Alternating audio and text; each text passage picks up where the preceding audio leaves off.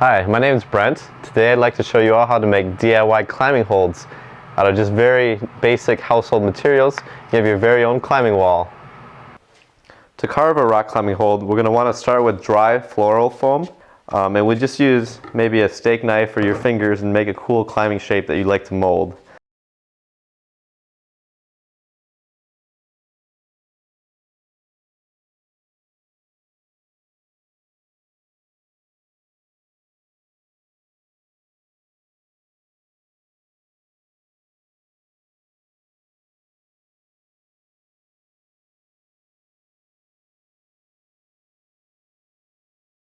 This will be a nice template for the next step, which is silicone molding. The next step will be taking a green template and make a flexible silicone mold around it that will be used to pour the resin in.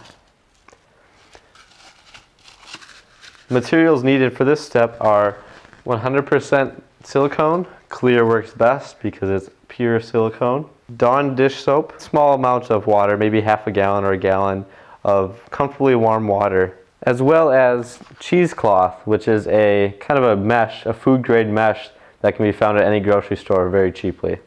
So what we're going to do is we're going to take the silicone and dispense it in the soapy water and kind of knead it together. The glycerin in the soap will help act as a catalyst for the silicone to make it set up faster, as well as provide a buffer between the silicone and your hands so it does not stick. We will put one layer of silicone down and then about 1/4 to 1/2 inch thick all the way around the mold and down onto the plastic. And then we will put a single layer of cheesecloth across it, put another layer of silicone down, and then let the silicone set up, and we have a silicone mold reinforced and ready to go. So I'm going to take this soapy water and I'm going to dispense all the caulk just in the middle.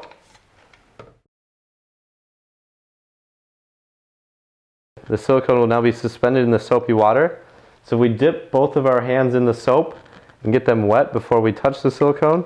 We can kind of gently knead the silicone together and make a ball of silicone, and then work the soap in to make sure that all this the silicone has touched the soap so that it will catalyze quickly and set quickly. And then once we have our nice ball of silicone, we simply take a piece, put it on our mold. It helps to push the ends down first. And the mold should be sitting on a smooth piece of plastic or wood so that when this mold sets, it pops out quickly.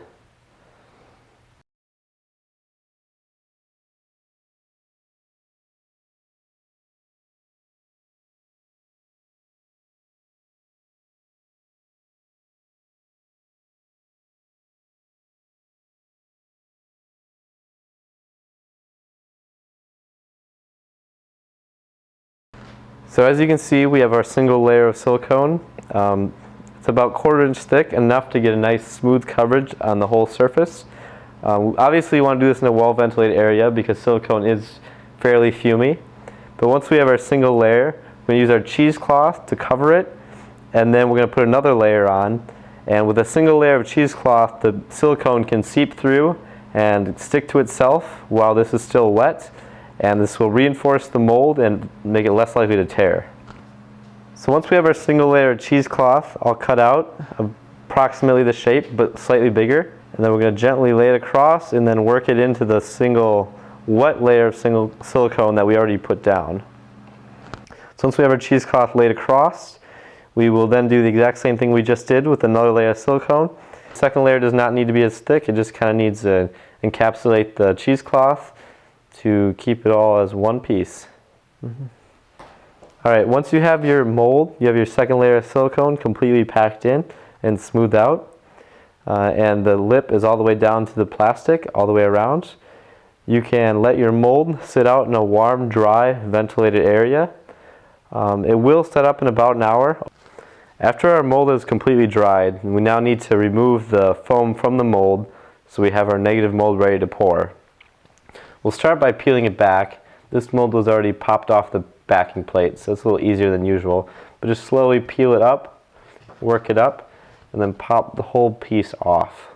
Pull back the silicone mold gently, not to tear it, but pop the foam. It'll stick slightly, but it should slide out fairly easily. Nice flexible mold ready to go. And we will simply trim our excess cheesecloth off.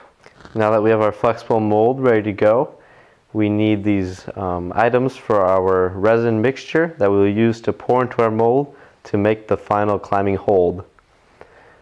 What I've used that seems to work well is I'll use fiberglass resin. This is just Bondo fiberglass resin found in any home product store, usually in a vehicle automotive section. Also, we have the Sheetrock sand additive. I mix a 1-to-1 resin to sand mixture. The sand doesn't really add texture, but rather it's just a filler, so we can kind of cut down on the resin so the holds aren't quite as expensive.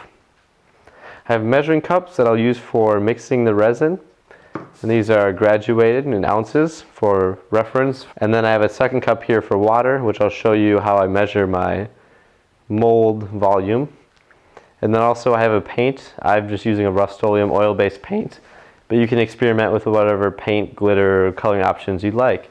So my mold supported here gently. I am going to pour in some water. This water will be used to measure how much resin mixture I will need for my hold. I made my template a little bit deeper than what I actually want my mold to, my final hold to be. So I'm just filling up my water to the point I want it. And then I will take an empty cup, graduated marks, pour my water into that. And looking at the graduated marks, I can see that I need 12 ounces of mixed resin.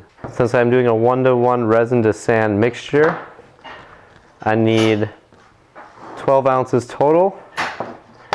So I will do 6 ounces of resin. So I have my resin base, and now I'll add my sand. So using just a small Dixie cup with measuring marks, I will add 6 ounces of sand to my 6 ounces of resin. Mix my sand into my resin base. It'll kind of be a clumpy mixture, but the final hardener that I add to the resin will thin it out so it'll pour nicely. Once I have this fully mixed, I can add some paint to color my hold. Color to preference, add a little bit, mix it, and see how it looks. Now that I have my mixture completely colored, I can add the final step to the mixture, which is the hardener. It should follow the steps in the package, but for this application, it is 10 drops per 1 ounce. So I'll add 60 drops. And once again, mix it up well. Once you have your resin fully mixed and the hardener and color added, it should be a nice fluid mixture. It'll pour into the mold nicely and fill all the cracks and shapes and textures. Once we have this ready, we can prop up our mold with a towel, or you can place sand under there if you like, and then we just pour it in. Then once we get all the resin in the mold, we can kind of just wiggle it with the stir stick and make sure that it sits down level and kind of work out any bubbles that may be near the surface. The mold has now cured overnight, so we will now take the resin outside of the mold and see what our final hold looks like. So I'm just going to kind of pop it free on the edges. It should come pretty easy. Break it free all around, and then simply pull my hold out. And here you can see the final hold. So after I took the resin hold out of the mold, I then used a belt sander to sand the bottom surface of my hold so that it will sit smooth on the wall. Then I also drilled a hole for the screw and then countersunk where the screw head will go so that my screws sit down below the surface. My wall does not have T-nuts, but if you're using the socket head cap screws, you'll just simply adjust your drill size to fit the hardware you'll be using. So as you can see, it's a pretty exact replica of my foam. One final note about texture. One thing I've learned is it's counterintuitive, but the less sand you use in your resin mixture, the better the resin will follow the foam texture within the mold. So less sand actually seems to give it a rougher surface. More sand makes it a little bit smoother. Be sure to link videos and pictures of your holds to the comment section. We'd love to see them. Thanks for watching my video.